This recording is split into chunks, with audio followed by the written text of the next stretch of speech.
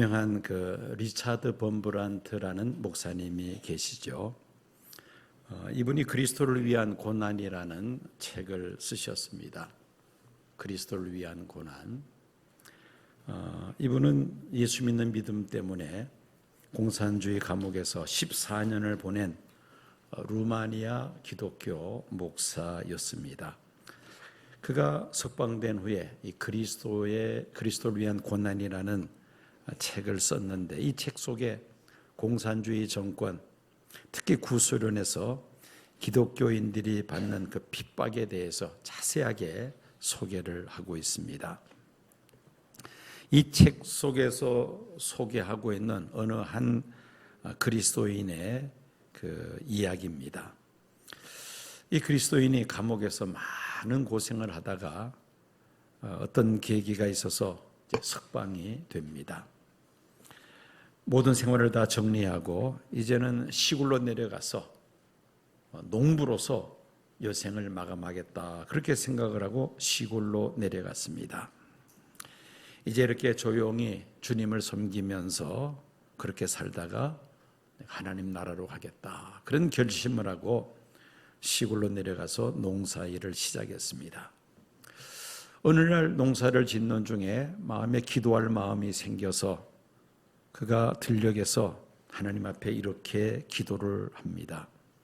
하나님, 저를 온전케 하여 주십시오. 저를 더 온전한 믿음의 사람 되게 하십시오. 해 주십시오.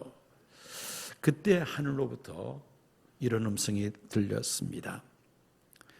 너는 온전하게 되기 위하여 감옥에 다시 한번 들어갈 수가 있겠느냐라는 그런 음성을 듣습니다. 지난날 감옥에 있을 때 너무나도 극심한 그 고문과 또 많은 고생을 했기 때문에 그는 하나님 앞에 사정을 합니다. 하나님, 다른 것은 다 할 수 있는데 제발 다시 감옥에 들어가는 그것만은 제가 할 수가 없습니다. 그렇게 하나님 앞에 기도했다는 겁니다. 그런데 음성이 다시 들립니다. 그렇다면은 온전해지기를 기도하지 말라. 온전해지기를 구하지 말라는 그런 응답을 듣습니다. 이 음성이 계속해서 귓가에 맴돕니다. 내가 온전해지기를 구하지 말라. 다시 감옥으로 가는 그런 고통을 깊이 하면서 온전해지기를 기대하지 말라. 큰 고민에 빠졌습니다. 자나깨나 귀에 자꾸 그 소리가 들리는 겁니다. 마음의 갈등과 고뇌를 견딜 수가 없었습니다. 결국은 두 손을 듭니다. 하나님께서 다시 감옥에 들어가라고 하신다면 순종하겠습니다. 어떤 희생이 따르더라도 하나님, 저를 온전하게 하여 주십시오. 그랬더니만 갑자기 마음이 평안해지기를 시작하는 겁니다. 아이고, 이제 마음이 편안해지는구나 싶었는데 바로 비밀 경찰이 들이닥쳐서 그를 체포해 갑니다.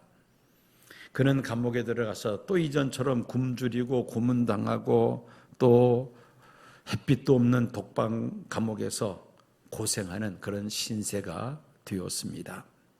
할 수 있는 일이라고는 그 좁은 그 감방에서 기도하는 일 하나밖에는 없습니다. 그리고 그 옆방과 조그만 그 작은 틈이 있어서 그 틈새로 옆방에 있는 사람들과 가끔 이렇게 대화를 주고받는 것, 그것이 유일한 낙입니다. 죄수들이 그 방에 들어오고 나갈 때마다 그 들어온 사람에게 그 작은 틈 사이로 묻습니다. 당신 이름이 무엇이요? 무슨 일 때문에 이렇게 감방에 들어왔어? 그게 이제 일과의 유일한 낙이라는 겁니다. 어느 날 또 그 방에 새로운 사람이 들어왔는데 묻습니다. 당신 누구요? 그랬더니만은 자기의 이름을 대는데 깜짝 놀랍니다. 이름이 뭐라고? 아들의 이름을 대는 겁니다. 그는 하나님 앞에 이렇게 기도를 합니다. 우리 부자로 하여금 십자가의 길을 걸을 수 있도록 허락하신 하나님께 감사합니다. 아들도 예수 믿는 믿음 때문에 체포가 되어서 감방에 들어왔다는 것입니다. 아들에게 말합니다. 우리 부자는 이 일로 인하여 하나님 앞에 이제 감사하자. 그러면서 둘이서 하나님 앞에 감사의 기도를 열심히 했다는 것입니다. 이 이야기는 구소련 공산당 치하에서 있었던 실화입니다.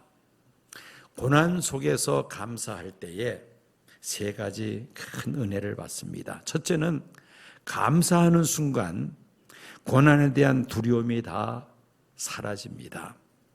그리고 감사하는 순간 그 강팍한 마음이 녹아지면서 겸손해집니다. 그리고 겸손해지면은 또 더 감사한 일들이 일어납니다. 그리고 그 고난을 통해서 잘 연단이 되면은 이전보다 더 온전한 믿음의 사람으로 세워지는 것입니다. 그런데 이 고난 속에서 불평, 원망하면 어떻습니까? 좌절하고 우울증에 걸리기도 하고 삶을 스스로 자포자기하는 그러한 경우도 있습니다. 자, 오늘 본문에 등장하는 주인공 욥. 욥은 자신이 겪고 있는 그 고난과 어려움을 하나님께서 자신을 단련하시는 것이다. 단련이라는 단어를 사용하면서 욥은 고백을 합니다. 자, 이 단련할 때 머릿속에 번쩍 떠오르는 게 바로 저 용광로를 우리가 연상하게 됩니다. 이 10절에 단련이라는 단어가 있는데 히브리어로 빠한이라고 합니다. 빠한. 검사하다, 시험하다는 그런 뜻입니다. 영어 성경 보면은 단련을 뭐라고 번역하고 있느냐면은 트레이닝, 훈련이죠. 또는 테스팅, 시험으로 그렇게 영어 성경은 번역하고 있습니다. 품질을 드러내기 위해서 시련이나 어려움을 통해서 테스트를 하는 이것이 단련이라는 것입니다.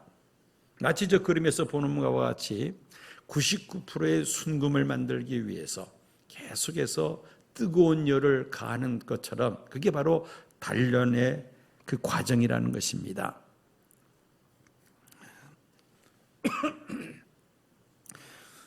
동방의 의인이라고 불리던 욥의 스라에 아들 7, 딸 3, 그리고 아내가 있었습니다. 그의 소유로 양이 7,000마리, 낙타가 3,000마리, 소가 500개리, 암나귀가 500마리, 또 많은 종들을 둔 욥은 거부였습니다. 자, 이렇게 많은 소유를 거느리고 있었던 그러한 거부였다는 것입니다. 그런데 자녀 생일을 맞이하여 온 가족을 집으로 불러들여서 생일 잔치를 열고 있는데 종들이 달려와서 보고하기를 스바 사람들이 몰려와서 욥의 소와 양들을 도둑질해 갔다는 겁니다. 또 갑자기 하늘에서 불이 떨어져서 들에 있던 욥의 양들과 종들이 다 불타버리고 맙니다. 조금 있다가 또 종들이 달려옵니다. 갑자기 갈대아 사람들이 몰려와서 욥의 낙타들을 다 빼앗았고 종들을 칼로 죽여버리고 말았다고 보고를 합니다. 그 많은 욥의 가축대가 도적질을 당하거나 불에 타 죽고 그리고 가축을 지키는 종들도 다 죽고 말았습니다. 설상가상으로 갑자기 들에서 큰 바람이 불더니만 집 모퉁이를 치는데 그 자녀 생일을 위해서 생일 파티를 열고 있었는데 그 집이 무너지면서 10명의 자녀들이 다 압사해 버리고 맙니다. 이제 남은 것은 욥의 몸뚱아리 하나뿐입니다. 그런데 그 몸마저 발바닥에서 머리 정수리까지 독한 피부병으로 종기들이 솟아나는데 온몸을 질그릇 조각으로 벅벅 긁어도 시원치를 않을 정도입니다. 그 모습을 본 욥의 아내가 욥에게 뭐라 그럽니까? 하나님을 욕하고 죽으라고 저주를 합니다. 욥은 인간으로서 경험할 수 있는 최악의 경험을 겪었다는 것입니다. 욥에게 주어진 이 고난들을 한번 정리해 보면 이렇습니다. 맨 먼저 재산을 잃어버립니다. 그 다음에 자녀들을 잃어버리죠. 그리고 세 번째로는 자신의 건강을 잃어버립니다. 그리고 그 아내도 욥에게 하나님을 저주하고 죽으라고 결국 가정의 파탄이 이르게 되었다는 것이죠. 세 친구들이 찾아서 위로한다고 왔는데 오히려 욥을 괴롭게 만들고는 떠나버립니다. 친구들을 잃어버렸다는 말입니다. 마지막으로 명예와 의의를 잃어버리고 맙니다. 동방의 의인이라는 이 욥의 명예마저도 다 잃어버리고 말았다는 것입니다. 욥은 자신이 겪고 있는 이런 일련의 어려움들, 고난들을 단련이라는 단어로 표현을 합니다. 보통 어려운 일을 겪으면 어떤 생각을 합니까? 야, 재수가 없네. 또 아니면은 누구 때문에 내가 이런 고통을 받고 있구나 하면서 억울해하고 분노를 품기도 합니다. 그런데 욥은 자신이 겪고 있는 인간으로 경험할 수 있는 최악의 그 고난 속에서 뭐라고 말하느냐면은 우리가 하나님께 복을 받았은즉 화도 받지 아니하겠느냐. 주신 분도 하나님이시오. 또 거둬들이시는 분도 하나님이 아니시냐. 하나님을 원망하거나 불평하지 않고 입술로도 죄를 짓지 아니했습니다. 왜냐하면 욥은 자신이 겪고 있는 그 모든 고난을 하나님이 나를 단련하시는 것으로 그렇게 받아들였기 때문이었습니다. 자, 단련의 이유를 크게 우리가 둘로 생각해 볼 수가 있습니다. 첫째는 욥과 같이 정말 아무런 죄가 없음에도 불구하고 받게 되는 그런 단련이 있을 수가 있고요. 또 히브리서에 있는 말씀을 보면은 지은 죄, 잘못해서 받는 징계라는 또 단련이 있습니다. 두 가지의 단련이 있다는 것이죠. 욥의 세 친구가 찾아와서 욥이 하나님께 죄를 지었길래 이렇게 고난받는 것이 아니냐고 말할 때 욥은 자신의 무지함을 이렇게 토로하죠. 23절, 11절, 12절 보면은 내 발이 그의 걸음을 바로 따랐으며 내가 그의 길을 지켜 치우치지 아니하였고 내가 그의 입술의 명령을 어기지 아니하고 정한 음식보다 그의 입의 말씀을 귀히 여겼도다. 욥은 하나님 말씀을 거슬러서 그렇게 하나님 앞에 죄를 범한 적이 없다고 그렇게 고백을 합니다. 심지어 먹는 음식마저도 하나님께서 정하신 그 음식을 먹었다는 것이죠. 그러니까 얼마나 철저하게 하나님 말씀대로 살기를 힘썼는지. 그래서 동방의 의인이라고 불리웠던 사람이 아니었습니까? 그렇지만은 하나님께서 욥의 표현대로 욥을 단련시키셨다는 것입니다. 그 이유는 그 다음 말씀을 통해서 살펴보겠습니다. 반면에 이제는 하나님께 죄를 범함으로 하나님께로부터 받는 징계로서의 또 단련이 있습니다. 히브리서 12장 11절 말씀입니다. 무릇 징계가 당시에는 즐거워 보이지 않고 슬퍼 보이나 후에 그로 말미암아 연단받은 자들은 의와 평강의 열매를 맺느니라 해서 연단받은 자들이라는 말이 있습니다. 연단을 뒤집으면 뭡니까? 단련이죠. 예. 자, 히브리서 12절에서 이 단련은 12장 11절에서의 연단, 단련은 징계입니다. 하나님 앞에 잘못을 저질렀을 때 거기에 대한 벌로서의 징계라는 것입니다. 이 징계라는 단어를 우리가 살펴보면은 아주 다양한 뜻이 있습니다. 영어 성경 보면은 디시플린이라는 것은 훈련이라는 뜻입니다. 또 교정이라는 뜻도 있습니다. 그냥 막연하게 우리가 징계하면은 볼만 생각하는데 그게 훈련 또는 교정 이런 의미가 있다는 것이죠. 이 징계로서의 단련도 하나님의 일꾼들을 바로 세우시기 위한 단련이라는 점은 역시 마찬가지이죠. 단 죄가 있다면 철저하게 하나님 앞에 회개하고 돌아서면, 그리고 그 주어진 단련을 잘 참고 인내하면 잘 감당할 수 있는 그런 힘을 주시고, 그리고 결국은 의와 평강의 열매를 맺게 된다 말씀합니다.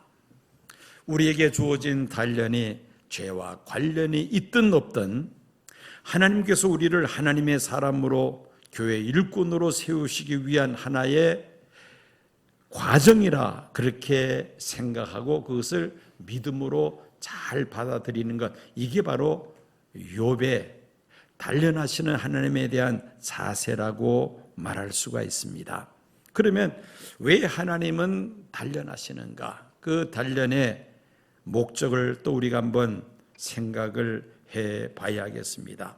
왜 하나님께서 우리를 단련하시는가? 우리는 욥기 23장 10절에서 그 해답을 발견하게 됩니다.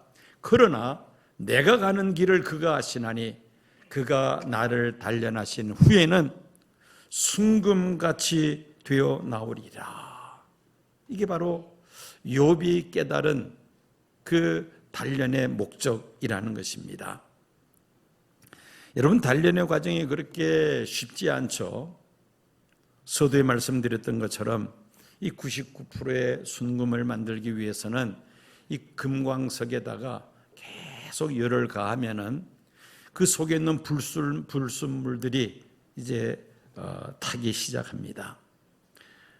뜨거운 열을 계속해서 가하면은 마침내 그 불순물들이 다 제거되고 99%의 순금을 만들 수가 있는 것입니다. 이 뜨거운 열로 계속해서 가열하는 것을 우리가 단련이라고 우리가 생각하면 되죠. 우리의 믿음이 순금 같은 믿음이 되기 위해서는 뜨거운 열, 즉 1년의 시련과 고난이 뒤따른다는 것입니다. 목적은 하나님께서 순금 같은 믿음의 사람으로 세우시기 위함이라는 것입니다. 그래서 오늘 설교 제목이 무엇입니까? 단련하시는 하나님. 자, 그러면 단련하시는 하나님은 어떤 하나님이신가? 우리는 세 가지를 생각해 볼 수가 있습니다. 먼저 욥기 23장 13절 보면은 우리를 단련하시는 하나님은 하나님의 뜻이 일정한 그런 하나님이십니다. 그는 뜻이 일정하시니 누가 능히 돌이키랴. 그의 마음에 하고자 하시는 것이면 그것을 행하시나니. 그는 뜻이 일정하시니, 우리를 단련하시는 하나님의 뜻은 항상 일정하다고 말씀합니다. 욥을 믿음의 사람으로 바로 세우기 위해 하나님은 단련하시는 것, 그게 바로 하나님의 일정하신 뜻이라는 것이죠. 사람은 수시로 생각이 바뀝니다. 변덕이 심하다는 말입니다. 이 변덕이 심한 사람의 말을 우리가 신뢰하고 또 따르기는 쉽지 않죠. 늘 불안하기만 할 따름입니다. 그러나 우리가 믿는 하나님의 뜻은 항상 일정하십니다. 변함이 없으시다는 것이죠. 그러므로 우리는 하나님을 전적으로 믿고 의지하고 따를 수가 있는 것입니다. 우리는 수시로 그 뜻이 변하지만은 우리를 단련하시는 하나님의 뜻은 일정하시니, 만약에 우리가 단련을 받는 과정 속에 있다면은 불안해하거나 두려워할 필요가 없다는 말씀입니다. 또 두 번째로 우리를 단련하시는 하나님은 계획하신 것을 반드시 이루시는 분입니다. 23장 14절 상반절 그런즉 내게 작정하신 것을 이루실 것이라. 내게 작정하신 것을 이루실 것이라. 하나님은 그 뜻이 일정하실 뿐만 아니라 반드시 그 뜻을 이루시는 하나님이시라는 말씀입니다. 우리는 변덕이 심해서 하나님의 뜻을 이루어 드리기에는 너무나도 부족한 것이 많은 인생들입니다. 그러나 전능하신 하나님은 하나님께서 세우신 그 뜻은 반드시 다 이루시고야 마신다는 것입니다. 그러므로 우리는 그 과정 속에서 염려하거나 걱정할 필요가 없습니다. 왜? 하나님께서 반드시 그 뜻을 이루심을 믿고 우리가 단련 속에서도 잘 참고 인내하면 하나님은 우리를 통하여 이루고자 하시는 그 뜻을 반드시 이루시기에 우리는 확신을 가지고 담대함으로 나아갈 수가 있다는 것입니다. 계획하신 것은 반드시 이루시는 분이다. 세 번째로 이런 일이 많이 있다고 욥은 고백하고 있습니다. 14절 하반절 보면은 이런 일이 그에게 많이 있느니라.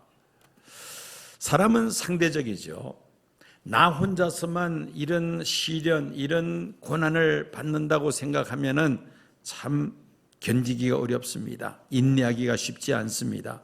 불평과 원망이 나올 수밖에 없죠. 왜 하나님은 나만 이렇게 힘들게 하십니까? 이렇게 우리가 생각할 수밖에 없잖아요.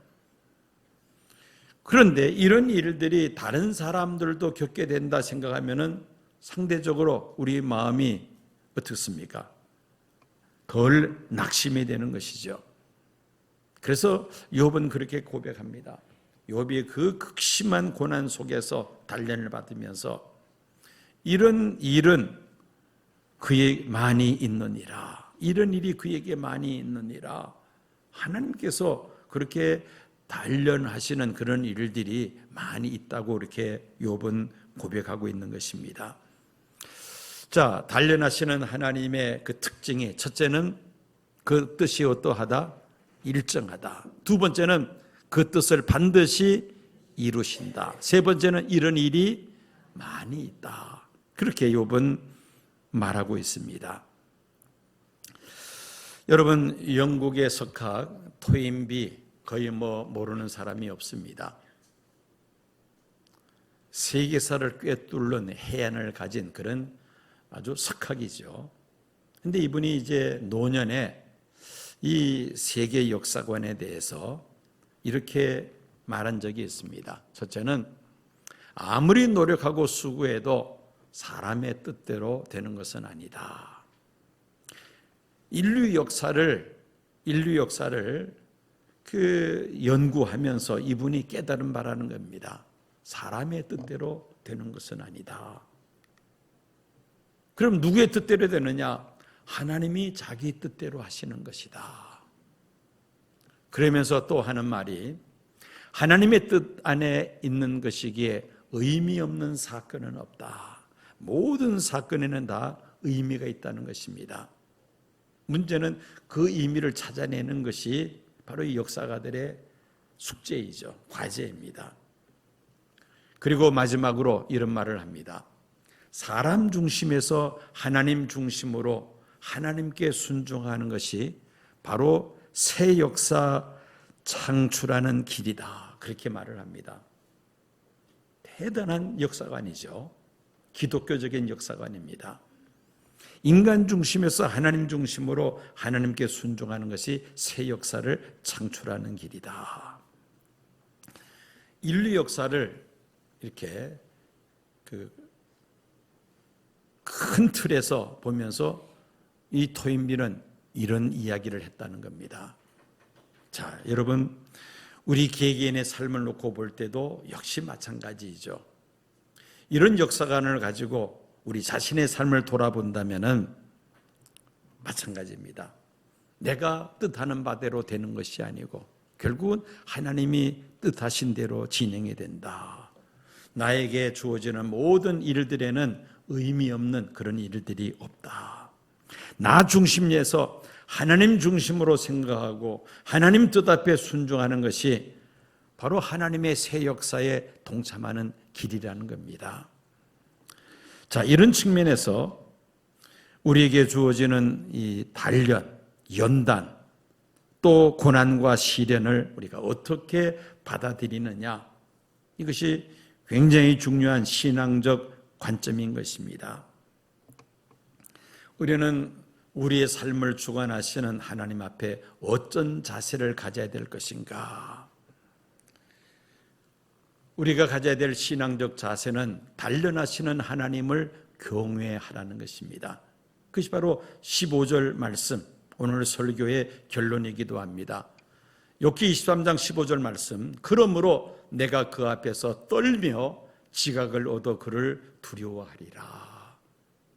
이 말씀을 줄인다면 하나님을 경외한다는 말이죠. 불과 같은 단련을 겪을 때 우리의 자세는 불평이나 원망이나 낙심한다면 고통으로 끝납니다. 그러나 하나님께서 우리를 하나님의 일꾼으로 세우시는 연단의 과정이라고 생각한다면 오히려 그 고난 속에서 하나님 앞에 감사하게 됩니다. 그리고 하나님을 경외하게 됩니다.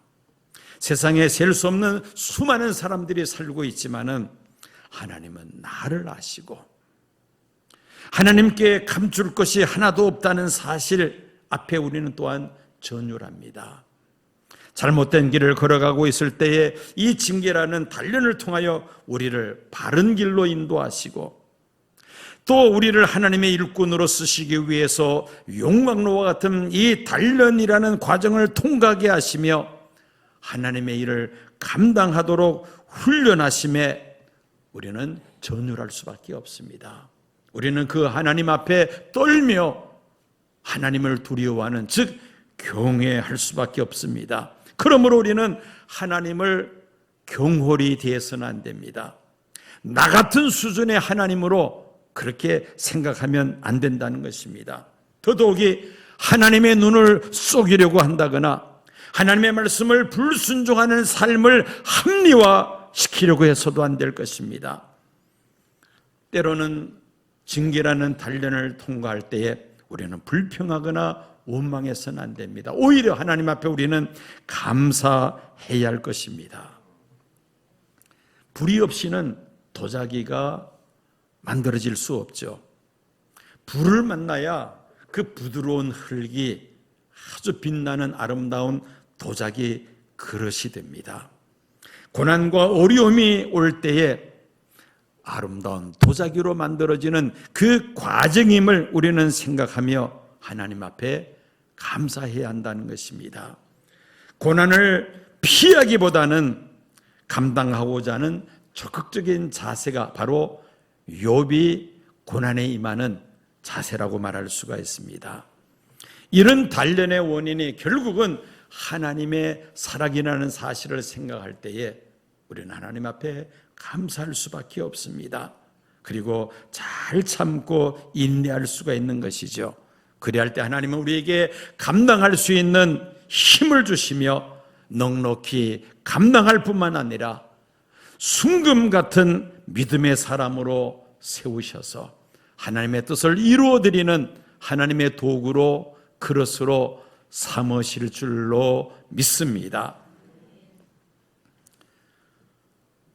저는 원치 않는 병으로 지금 계속 이제 앞으로 치료의 과정을 밟아야 하는데요. 제 자신에게 주어진 하나의 연단이라 저는 그렇게 생각을 하면서 저는 이 욥기 23장 10절 말씀을 통해 굉장한 은혜와 감동을 받았습니다. 정말 마음에 전율할 만큼 하나님 앞에 감사하며 하나님께서 반드시 이 과정을 이길 힘과 능력을 주실 것이다, 그런 마음의 확신을 가졌습니다. 그저 죄송한 것은 성도님들에게 여러 가지 걱정을 끼쳐드려서 그저 죄송할 뿐이고요. 어쨌든 제 개인의 이런 경험이 우리 성도님에게 또 하나의 유익이 된다면은, 오늘 설교는 제가 몸으로 하는 설교다, 저는 그렇게 생각을 합니다. 머리로 하는 설교가 아니라 몸으로 하는 설교라는 것이죠. 이런 고난이 다가올 때에 이런 일은 어느 특정인에게만 있는 것이 아니라 모든 성도들에게 다가올 수가 있습니다. 어느 누구도 예외일 수는 없다는 것이죠. 어떤 사람들은 물질, 재정 문제 때문에 그런 단련 속에 그 단련을 통과하는, 연단을 통과하는 사람이고, 어떤 분들은 또 건강 때문에 이런 시험을 통과할 때가 있으며, 또 어떤 가정은 자녀 문제 때문에, 또 부부간의 문제 때문에 뭐 이런저런 문제로 정말 감당할 수 없는 불과 같은 시련의 때를 거칠 때가 있습니다. 그것이 내 죄로 인한 하나님의 채찍이든, 또 아니면 하나님께서 나를 단련하시는 그러한 과정이든 간에 우리가 그것을 하나님이 우리를 단련하심을 생각하며 그것을 감사함으로 받아들이면은 우리가 넘어서지 못할 고난은 없습니다. 그 불과 같은 시련을 능히 감당할 수 있다는 것이죠. 이 고난을 잘 참고 인내하면은 하나님께서 순금 같은 믿음의 사람으로 세우실 것이다. 그게 바로 욥의 고백이 아닙니까? 뭐 우리가 동방의 의인이라고 불리는 욥과 비교할 만한 그런 존재가 아닙니다. 너무나도 허물 많고 죄가 많고 연약하고 부족한 그런 존재이지만은, 그러나 우리가 이 욥의 신앙 고백, 욥의 믿음을 우리가 본받을 수가 있다면은 우리에게도 닥치는 어떤 시련과 연단도 넉넉히 헤쳐나가며 순금 같은 믿음의 사람 될 줄로 믿습니다.